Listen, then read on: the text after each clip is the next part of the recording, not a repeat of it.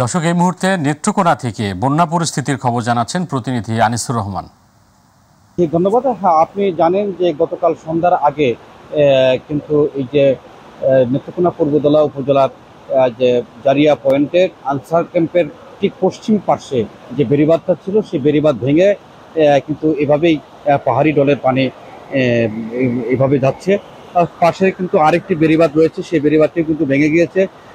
এই পানি কিন্তু সরাসরি চলে যাচ্ছে নেত্রকোনা সদর উপজেলার একটি অংশে, পাশাপাশি বাহারটা চলে যাচ্ছে এবং কলমাকান্দা উপজেলায় সেই পানি প্রবেশ করার কারণে কিন্তু ওইদিকে কিন্তু পানির চাপটা বেশি বাড়ছে। ফলে এই সকল অঞ্চলে কিন্তু বাড়ি ঘরে পানি প্রবেশ করেছে এবং কি এই যে বেড়িবাঁধের অংশ কিন্তু যোগাযোগ ব্যবস্থা বিচ্ছিন্ন। এবং পানি উন্নয়ন বোর্ডের নির্বাহী কর্মকর্তা সরোয়ার জান আমাকে জানিয়েছেন যে আসলে এই অবস্থা কোনো অবস্থাতেই কিন্তু মেরামত করা সম্ভব না যে পর্যন্ত পানি না কমে।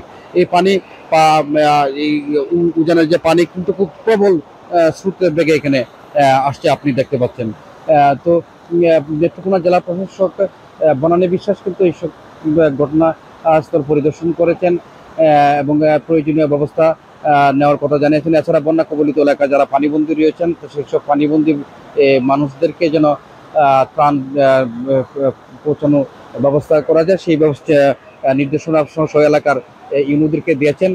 কিন্তু এলাকাবাসী কিন্তু জানিয়েছেন যারা বন্যা কবলিত মানুষ তারা কিন্তু সরকারি সহযোগিতা পাচ্ছেন না। বেশিরভাগ এলাকায় কিন্তু আমি এই সকল অভিযোগের কথা আমরা জানতে পেরেছি। ধন্যবাদ আনিসুর, আপনাকে ধন্যবাদ।